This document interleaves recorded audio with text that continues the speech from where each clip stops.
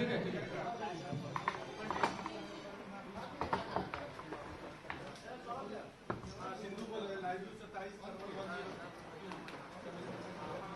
शुरू करें? कनेक्ट हो रहा है, कनेक्ट हो रहा है। सबने बंद कर दिया। बोलिए ठीक। हाँ हाँ बता। ये कनेक्ट कर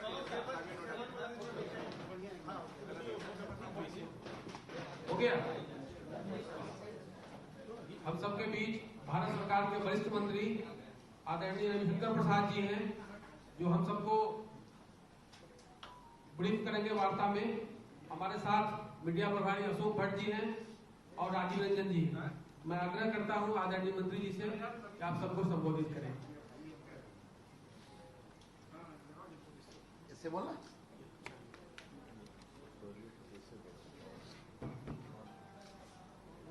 हेलो, आपको मेरी आवाज सुनाई पड़ रही है? मित्रों, ये एक राष्ट्रीय विषय पर बहुत ही महत्वपूर्ण प्रेस वार्ता है और सबसे पहले मैं आपसे क्षमा चाहता हूं कि मैंने आपको एक रविवार को डिस्टर्ब किया और आपको थोड़ा देर बैठना पड़ा क्योंकि प्रधानमंत्री जी का भाषण चल रहा था। मित्रों, ये विषय महाराष्ट्र की कहानी है, लेकिन जिसका असर पूरे देश की राजनीति पर है। इसलिए भारतीय जनता पार्टी की ओर से राष्ट्रीय स्तर की यह प्रेस कॉन्फ्रेंस पटना में है, क्योंकि मैं अपने क्षेत्र में आया था तो फिर यह निर्णय हुआ कि मैं पटना से ही प्रेस करूं। लेकिन ये बहुत ही इंपॉर्टेंट विषय है तो मैं आप लोग का संज्ञान चाहता हूं। मुंबई के पूर्व पुलिस कमिश्नर ने एक चिट्ठी लिखी है मुख्यमंत्री को, उप मुख्यमंत्री को और राज्यपाल जी को, जिसमें उन्होंने कहा है कि महाराष्ट्र सरकार के गृह मंत्री सचिन वाजे, जो कई वर्षों तक सस्पेंडेड थे और सीधा उनको क्राइम ब्रांच का असिस्टेंट इंस्पेक्टर बनाया गया, उनको उन्होंने कहा कि 100 करोड़ रुपए का हमें माहवारी बंदोबस्त करके दो। और इसलिए करके दो कि मुंबई में लगभग 1700 डांस बार हैं, रेस्टोरेंट हैं, तो इससे उगाही करोगे तो 40-50 करोड़ रुपए तो ऐसे ही आ जाएंगे अगर 2-3 लाख सबसे लोगे, और बाकी से तो व्यवस्था करो। इसको लेकर महाराष्ट्र में और देश में बहुत ही हंगामा मचा हुआ है। आज मैं बीजेपी ऑल इंडिया की स्तर से कुछ बहुत महत्वपूर्ण विषय उठाने जा रहा हूं। पहली बात यह बताएं कि सचिन वाजे सस्पेंडेड था। ये बहुत उनके खिलाफ आरोप है एक्सटॉर्शन के, बाकी सबसे अलग विषय। वर्षों तक वो सस्पेंडेड था। उसको कोरोना में अपॉइंट कराया गया वर्षों के बाद, और कहा गया कि क्योंकि कोरोना में पुलिस वाले बीमार पड़ रहे हैं इसलिए इनको लिया जा रहा है। बीजेपी की ओर से पहला सवाल यह है कि उनकी नियुक्ति किसके दबाव में की गई? Under whose pressure this Sachin Vaje, who is supposed to extort money, was reinstated? या शिवसेना का दबाव था, मुख्यमंत्री का दबाव था, या शरद पवार का भी दबाव था? यह हम पहली बात जानना चाहते हैं। बीजेपी का यह सवाल इसलिए भी जरूरी है कि सदन के अंदर और सदन के बाहर सचिन वाजे के रोल को डिफेंड किया गया, आपने सुना होगा। Both the chief minister, there party organ सामना and other NCP leaders have defended the appointment of Sachin Vaje. तो जिस व्यक्ति को वहां का होम मिनिस्टर कह रहा है कि तुम्हें 100 करोड़ की वसूली करानी है, जिसका रिकॉर्ड बहुत ही गड़बड़ है, जो वर्षों तक सस्पेंडेड में रहा, 2008 से शिवसेना का मेंबर है, उसको क्यों रिइंस्टेट किया गया? तो बहुत बड़ा दबाव होगा ना। ये मुझे पहला सवाल करना है। दूसरा सवाल करना है, थोड़े आज मैं चुभते हुए सवाल उठा रहा हूं। The second question I would like to ask is on behalf of BJP, what is the role of Sharad Pawar? Sharad Pawar ji वरिष्ठ नेता हैं, लेकिन उनकी भूमिका पर भी बहुत गंभीर संदेह उठ रहे हैं। परमवीर ने, एक्स पुलिस कमिश्नर ने कहा है कि मैं शरद पवार को भी ब्रीफ करता था। क्या ब्रीफिंग होती थी? शरद पवार तो सरकार के अंग नहीं है, आपको मालूम है। शरद पवार ठीक है, बड़े नेता हैं, लेकिन वो कोई गवर्नमेंट के पार्ट नहीं है। तो एक पुलिस कमिश्नर उनको ब्रीफ कर रहा था, और ये भी ब्रीफ किया कि पैसे मांगे जा रहे हैं। तो शरद पवार इतने बड़े नेता, उन्होंने कार्रवाई क्या की? आपको मालूम है ना, 100 करोड़ रुपए का उगाही करना एक्सटॉर्शन होता है। एक्सटॉर्शन एक अपराध है। Extortion is an offence. तो अगर शरद पवार को वो ब्रीफ कर रहे हैं तो दो सवाल उठते हैं। पहला सवाल, किस कैपेसिटी में ब्रीफ कर रहे हैं शरद पवार को, जो कि सरकार के पार्ट नहीं है? और दूसरा, अगर इतने गंभीर आरोप के बारे में ब्रीफ कर रहे हैं तो शरद पवार जी ने अपने स्तर पर क्या कार्रवाई की इसको रोकने की, इस अपराध की छानबीन की? The conspicuous silence of Sharad Pawar after being briefed by the former police commissioner raises a lot of questions. Sharad Pawar की खामोशी बहुत गंभीर सवाल उठाती है।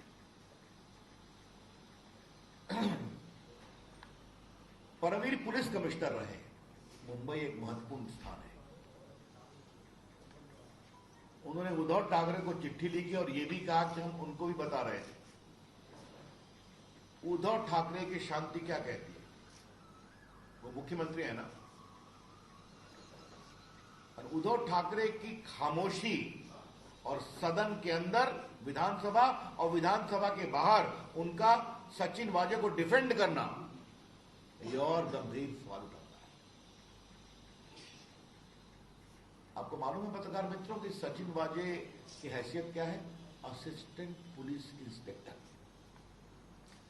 जिसको क्राइम सीआईडी का इंचार्ज दिया गया। ये भी अपने आप में आश्चर्य है। मतलब एक असिस्टेंट पुलिस इंस्पेक्टर की इतनी कुवत है कि उसको एक तरफ सीएम डिफेंड करता है सदन के अंदर, और होम मिनिस्टर कहता है कि तुम 100 करोड़ रुपया हमें उगाही करके दो। It is indeed a very very serious matter.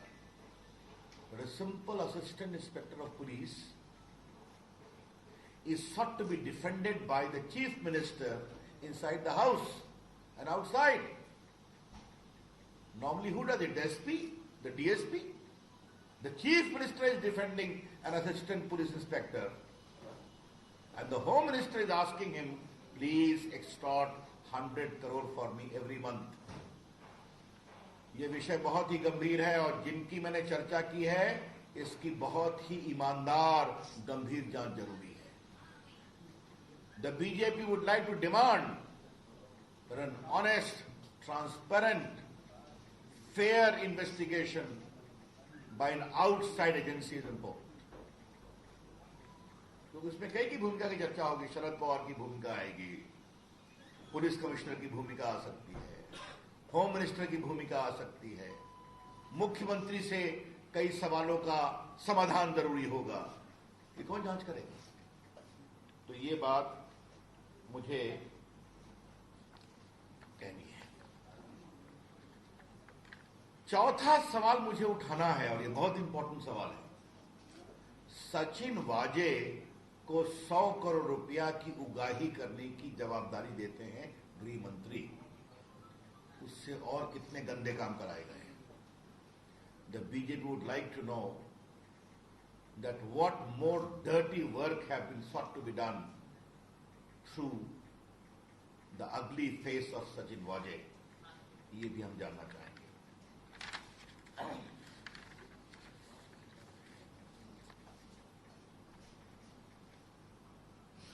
ये बात मैं इसलिए कह रहा हूं कि मेरे भी देश की राजनीति में थोड़ा समय हो गया। अटल जी की सरकार में मंत्री रहा हूं, अभी मंत्री हूं, लगभग 20 वर्ष से सांसद हूं। मैंने आज तक नहीं देखा कि एक असिस्टेंट पुलिस इंस्पेक्टर को सीएम डिफेंड करे। आज तक नहीं देखा, हिंदुस्तान में कहीं नहीं देखा मैंने। तो फिर एक सवाल उठाऊंगा, what was the compulsion to defend Sachin Vaze? Sachin वाजे को बचाने की क्या मजबूरी थी? सचिन वाजे के पेट में क्या क्या सीक्रेट है? What are the secrets locked in the stomach of Sachin Vaze? ये हम जरूर जानना चाहेंगे। क्योंकि देखिए, इस बात को समझा जाए, एक असिस्टेंट इंस्पेक्टर जो वर्षों तक सस्पेंडेड रहा, उसने कई लोगों को मारा है, वो अलग विषय, छोड़िए उसको, मैं कुछ नहीं बोलूंगा, वो अलग जांच का विषय है। 2008 में वो शिवसेना में आता है, 8 या 9 में। कोरोना में उसको रीइंस्टेट करते हैं और उससे गलत कामों की श्रृंखला शुरू होती है। This conspiracy is wide spread. ये पूरा षड्यंत्र बहुत वाइड स्प्रेड है, ये मैं आपसे कहना चाहता हूं। ये हमारी आशंका है कि पूरी महाराष्ट्र सरकार सचिन वाजे को बचाती है, क्योंकि उसके अंदर बहुत राज है। From the surrounding suspicious circumstances we can legitimately make an inference that a lot of dark secrets lie embedded with Mr. Sachin Waje. And therefore, the entire administration, political level, bureaucratic level, is seeking to protect him. अब जरा मुझे ये बताइए कि जो गृह मंत्री पर आरोप लगा है, जो एनसीपी के हैं ना, तो ये वसूली अपने लिए कर रहे थे कि अपनी पार्टी एनसीपी के लिए कर रहे थे, या पूरे सरकार के लिए कर रहे थे? ये बहुत गंभीर सवाल है। 100 करोड़ रुपया हर महीने उगाही करने का आदेश देना और ये भी कहना 1700 रेस्टोरेंट है, बार है, उससे इकट्ठा करो, 40-50 करोड़ तो आ ही जाएगा, 2-3 लाख मांगोगे सबसे। तो देशमुख जी स्वयं अपने लिए कर रहे थे कि पार्टी के लिए कर रहे थे? इस पर शरद पवार को जवाब देना पड़ेगा और उद्धव ठाकरे को भी बताना पड़ेगा। ये छोटा विषय नहीं है, ये भ्रष्टाचार का एक बहुत ही गंभीर मामला है और मैं मीडिया के लोगों से विनम्रता से आग्रह करूंगा इस विषय की गंभीरता को समझा जाए।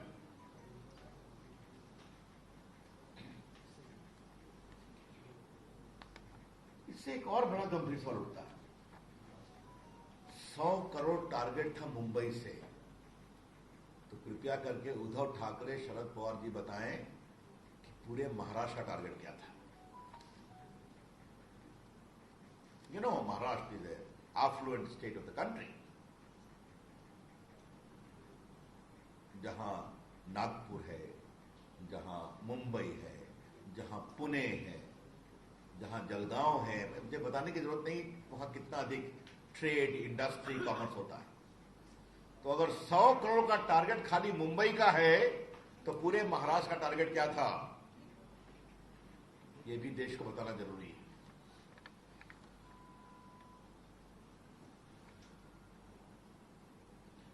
और अगर एक मंत्री का टारगेट यह था, तो बाकी मंत्रियों का टारगेट क्या था? If this is the target by the Home Minister, then what was the target by the other ministers? ये लूट की पराकाष्ठा है। एक शब्द, ये करप्शन नहीं है, इसे कहते हैं ऑपरेशन लूट।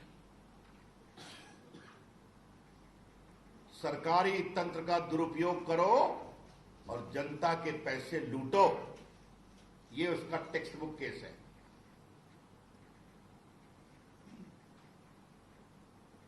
आज एक सवाल मुझे उद्धव ठाकरे से भी पूछना है। आप बाला साहब ठाकरे के पुत्र हैं ना, जिन्होंने जय महाराष्ट्र बताया था, और मैं उनकी बड़ी इज्जत करता हूं, संघर्ष के आदमी थे। एक तो आपने बेईमानी की सरकार बनाई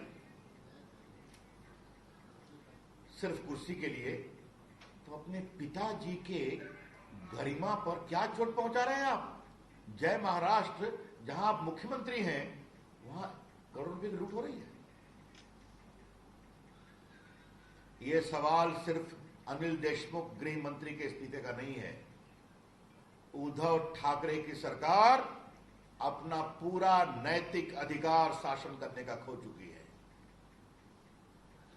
The BJP would like to emphasize that this is not a case of simple Anil Deshmukh, the Home Minister, but all the questions which I have raised based upon evidence alleged by the Police Commissioner.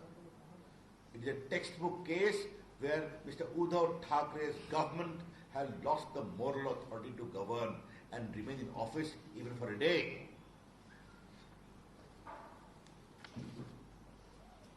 Bharatiya Janata party इस विषय को बहुत गंभीरता से उठाएगी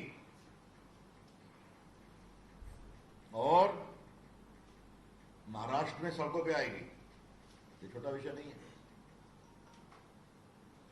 क्या कहते हैं? आघाड़ी कहते हैं ना, आघाड़ी, महाआघाड़ी कहते हैं ना, महाआघाड़ी, धन्यवाद।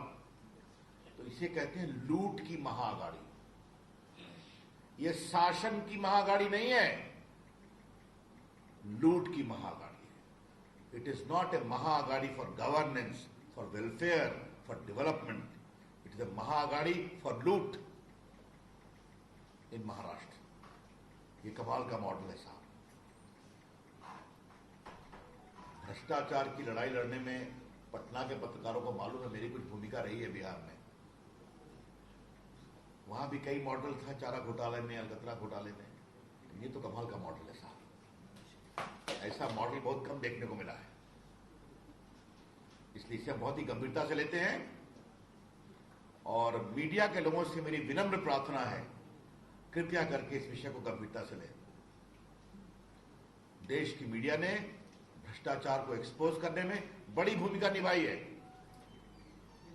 और आज आपके लिए अवसर है कि जब इतने बड़े लूट का एक कुत्सित उदाहरण सामने में आया है, अगली example, please examine it properly and continue to report for the country.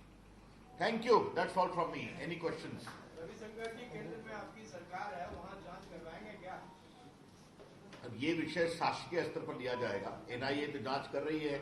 वो जो घटना हुई है टीला के सामने में और एक जो गाड़ी को अंदर मारा गया, देखते हैं सब।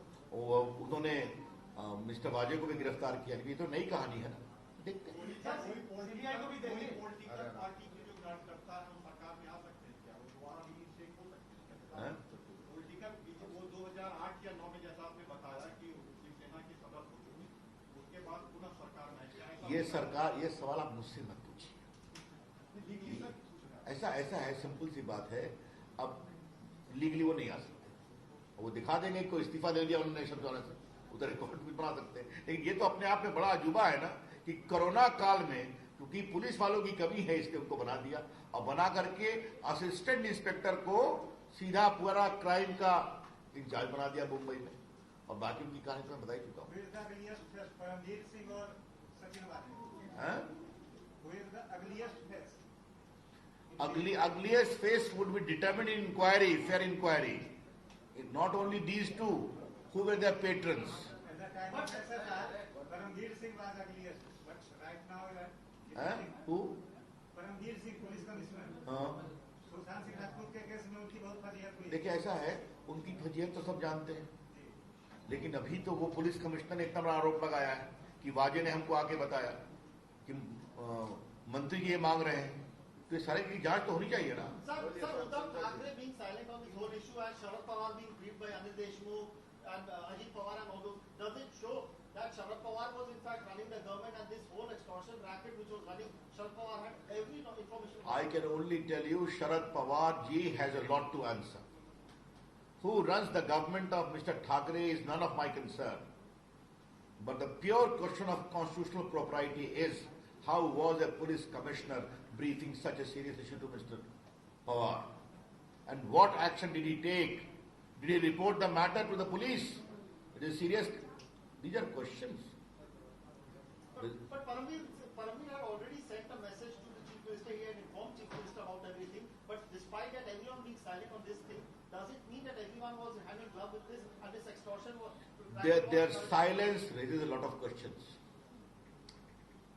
सर सीबीआई से जांच कराएंगे, दो मोटो आप लोग देंगे सर? देखिए, अभी जो देश का कानून है, एनआईए की जांच तो हम कर सकते हैं राष्ट्रीय सुरक्षा के दृष्टिकोण से, लेकिन सीबीआई की जांच के मामले में राज्य की सहमति जरूरी होती है या फिर कोर्ट का आदेश।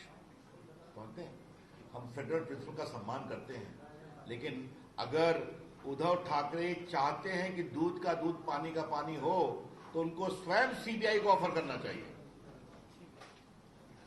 That's all. Thank you. Namaste.